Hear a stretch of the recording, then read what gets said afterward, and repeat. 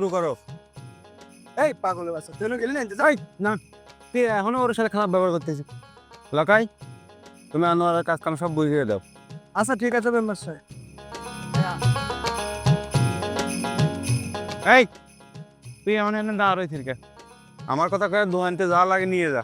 এমনই তুইও নিয়ে যাও তো। মেম্বার, তুই অনেক ভালো মানুষ।